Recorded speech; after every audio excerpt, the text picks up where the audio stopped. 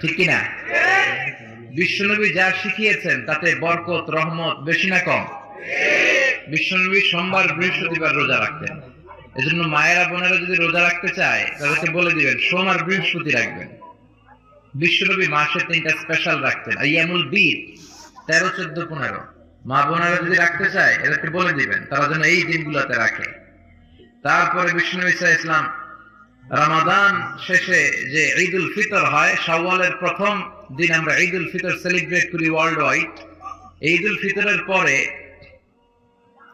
শাওয়ালের বাকি 29 দিনের যে কোনো 6 দিন আপনি 6টা রোজা রাখতে পারেন।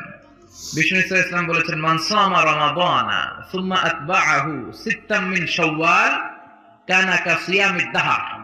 রমজানের রোজা রাখার পরে যে শাওয়ালের 6টা রোজা রাখলো সেজন্য সারা বছর রোজা রাখলো। এগুলো হচ্ছে সুন্নাহ সম্মত রোজা, সোম বৃহস্পতি।